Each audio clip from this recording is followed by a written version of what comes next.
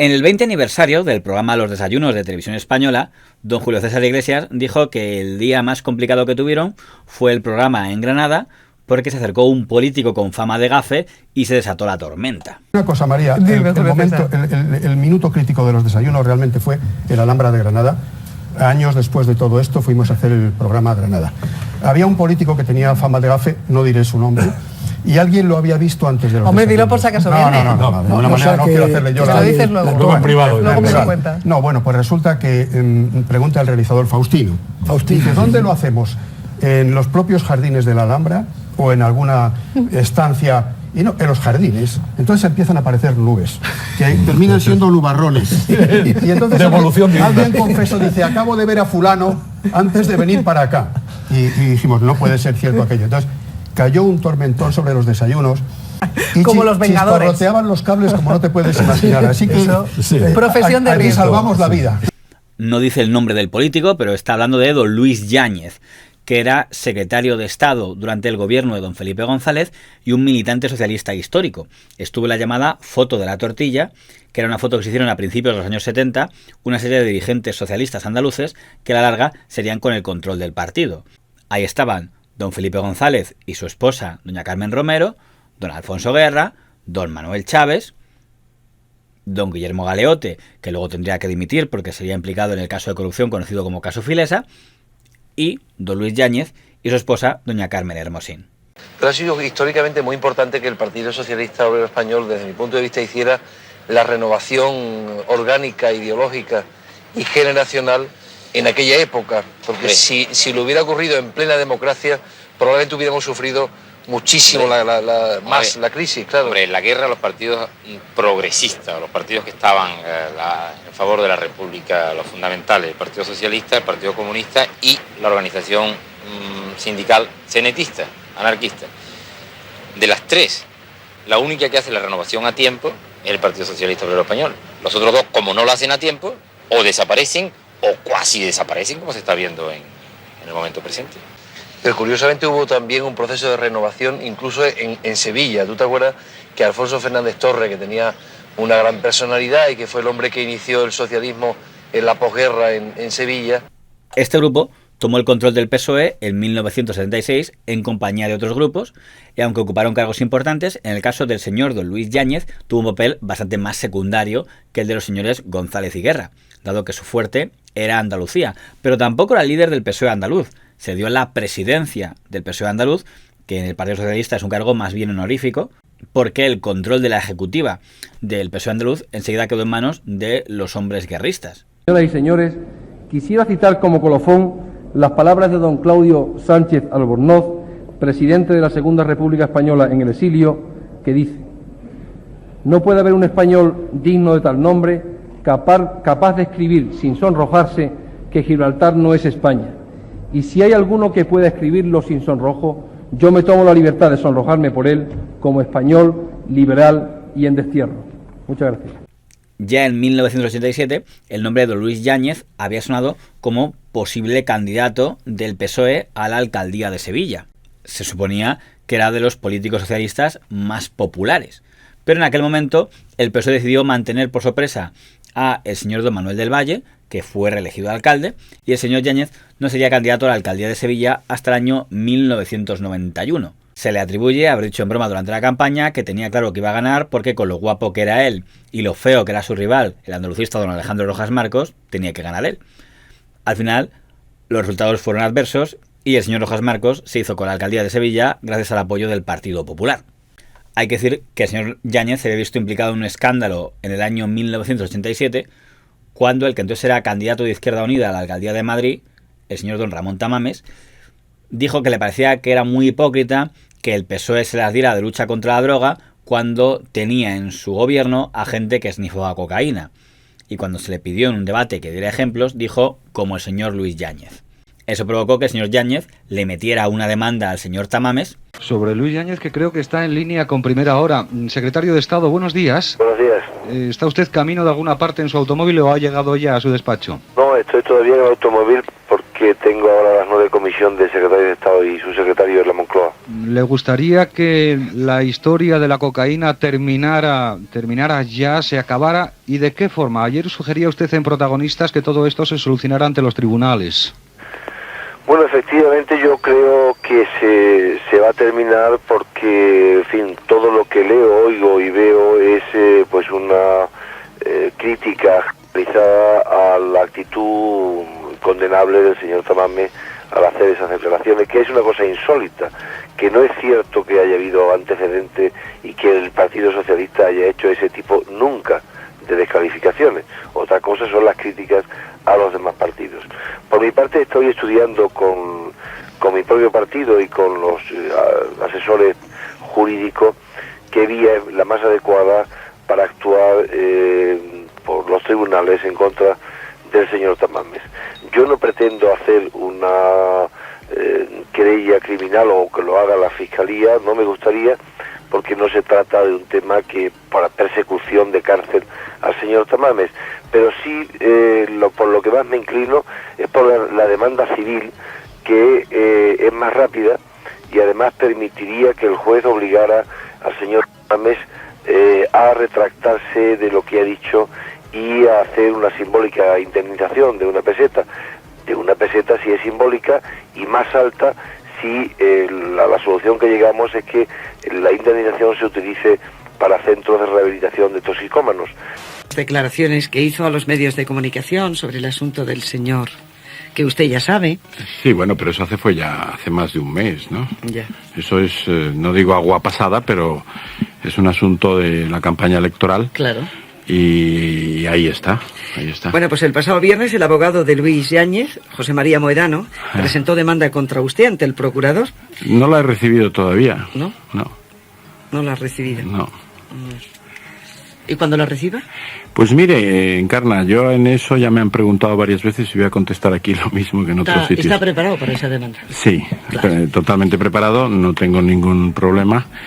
Y voy a contestarla como se merece en derecho, o sea, voy a darle la réplica correspondiente con mi abogado y en cuanto la reciba, pues daremos la contestación oportuna, pero ya le digo que no la he recibido. Parece que le pide 10 millones de pesetas. Sí, pero yo no quiero entrar ahora en valorar si es mucho o poco o por qué lo pide. Yo creo que cuando una cosa entra en un cauce jurídico, en donde ya la justicia tiene algo que decir, yo creo que debemos ser respetuosos con la justicia y por lo tanto ser muy parcos y los comentarios dejarlos para después de la decisión. ¿Usted le pidió disculpas en algún momento? No, yo no he pedido disculpas. Lo que he dicho siempre es que aquello fue la respuesta a una provocación lamentable de un correligionario del señor Yáñez, el señor Horcajo. Precisamente contra el señor Horcajo sí que nos podíamos haber querellado. ¿Sí? Sí, porque dijo que Izquierda Unida estaba fomentando el consumo de la droga, lo cual era una solemne falta a la verdad, porque en realidad ni la Asociación de Consumidores de Cannabis tiene nada que ver con Izquierda Unida, y además que todo el mundo sabe que el cannabis, vulgo porro, lo legalizó el PSOE en 1983. Y por lo tanto nosotros no tenemos nada que ver con ese asunto, y él pretendía al socaire de esa asociación que han promovido pues una serie de gentes que nosotros no tenemos como organización política nada que ver con ellos, pretendió inculparnos, y fue cuando yo le dije: tenga usted más cuidado con lo que dice, porque incluso hay gentes muy próximas al poder que pueden estar consumiendo drogas. Y entonces fue cuando surgió esto. ¿Cómo recuerda usted aquellas declaraciones de Ramón Tamames por las que se ha visto constantemente en la prensa, además de las que son habituales ya por su trabajo? Hombre, las recuerdo con desagrado porque constituyeron pues un atentado desagradable y además calumnioso contra mi persona, que por cierto además no participaba en aquella campaña electoral, eran las municipales, yo no era candidato, no había participado en la campaña, y de pronto pues se monta el escándalo a partir de esas afirmaciones gratuitas y malintencionadas, y bueno, y a partir de eso pues las cosas han venido rodando como han venido, porque Tamames se resiste a rectificar lo que a estas alturas, yo creo que también entonces sabe que fue como mínimo un error, por decirlo con palabras suaves, ¿no? Y yo creo que la primera víctima es el señor Yáñez, pero no del señor Tamames, sino de los que en su partido quieren convertir este episodio, que podría haber no tenido más importancia, en una especie de proceso político para acabar con la inviolabilidad parlamentaria y decir no solamente aquello de que el que se mueva no sale en la foto, sino el que hable y critique, ojo que se le cae la... Acusó al dirigente Luis Yáñez de consumir cocaína. Hombre, sí, desde el punto de vista moral, desde el punto de vista de imagen, eso siempre es desagradable, en consecuencia perjudica, porque a nadie le gusta verse, para decirlo gráficamente, arrastrado en la calle, arrastrado en el dimes y diretes, en la posibilidad de gente que dude, que diga, bueno, cuando lo dicen pues algo habrá, la típica cosa que en estas situaciones se crea, ¿no? Desde luego agradable no es. El señor Yáñez pedía varios millones de pesetas en concepto de indemnización, pero la señora Carmena se limitó a condenar al señor Tamames a que pagara las costas de publicar en prensa que no tenía pruebas que sostuvieran esa acusación que había realizado. Sin embargo, lo que más hizo daño al señor Yáñez no fue que le atribuyeran esnifar cocaína, fue la fama de gafe que se estaba granjeando. No solo porque siendo él candidato a la alcaldía de Sevilla, el PSOE perdió la alcaldía de Sevilla, sino porque le nombraron responsable de la organización del quinto centenario. Uno de los momentos cumbre del quinto centenario era la navegación de la nao Victoria, y don Luis Yáñez fue encargado de hacer la botadura de la nao Victoria, y al poco tiempo de comenzar la embarcación, la nao Victoria se hundió. Muy buenas noches. El acto festivo de la botadura de la nave Victoria en Huelva terminó en decepción. La réplica de la primera embarcación que dirá la vuelta al mundo bajo el mando de Juan Sebastiano Elcano ha volcado esta tarde 24 minutos después de su botadura oficial. Eran las 3 de la tarde aproximadamente cuando la nave Victoria, construida por encargo de la Expo 92 en colaboración con el quinto centenario, recibió el clásico botellazo, señal de partida hacia el mar.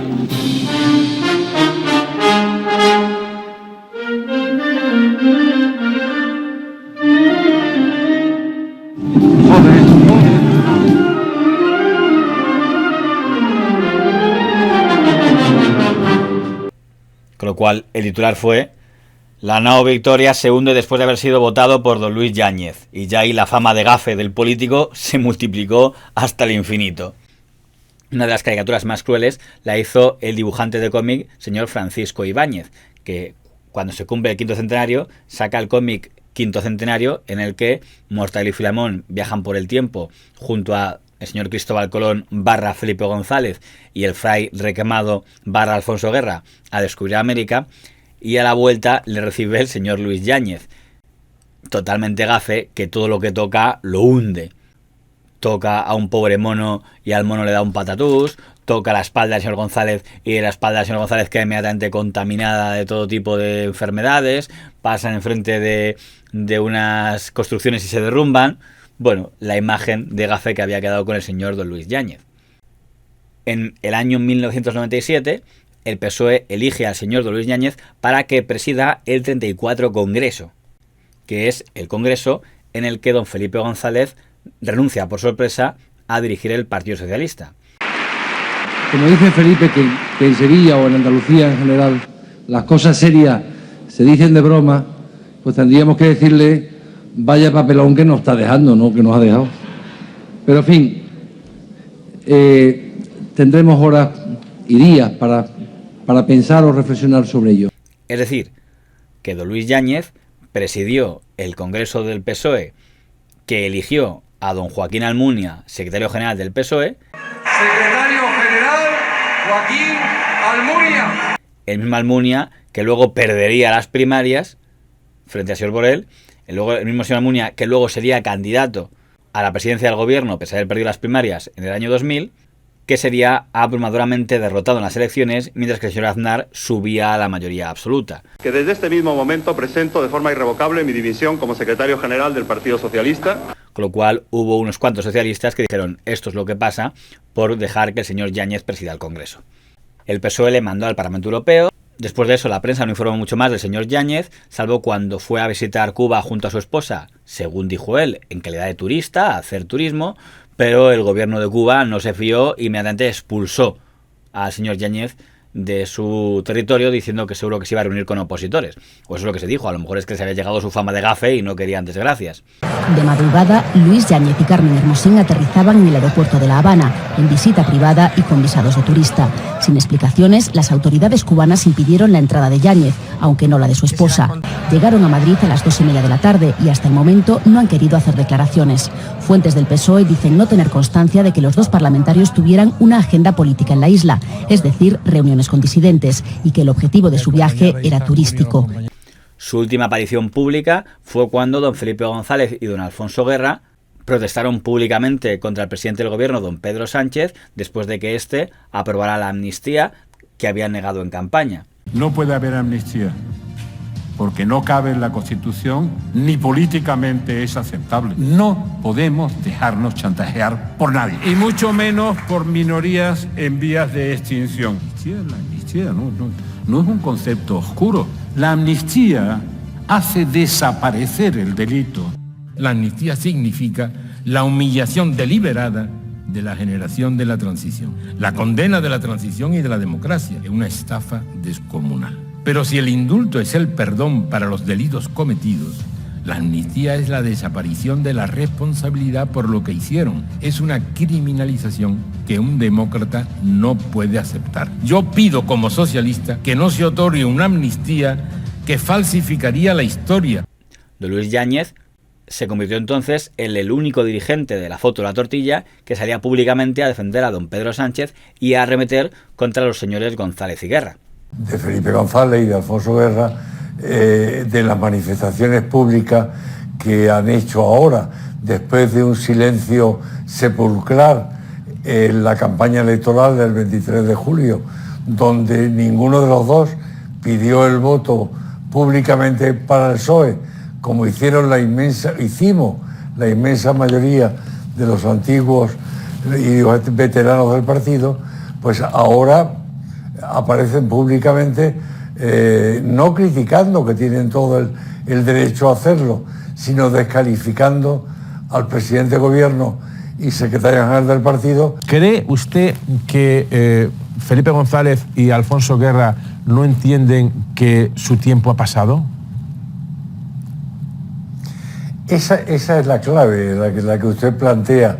Es decir, nosotros nos hemos caracterizado, me refiero a mi generación política y personal, por pegarnos a la realidad del país, de conocer cómo se movía el país. Nos pasó hace 60 años con Rodolfo Llopis, que vivía todavía en la guerra civil en el año 70. Con este gesto, el señor Yáñez demostró que él entendía la militancia como lealtad a la dirección del PSOE, a la persona que está en la dirección, y si ahora está el señor Sánchez, toca apoyar al señor Sánchez, y tocará ver si su fama de gafe intervendrá una vez más o ya es definitivamente una cosa del pasado. Cree que le han maldecido. Los marineros soportan muchas cosas, pero no a un gafe.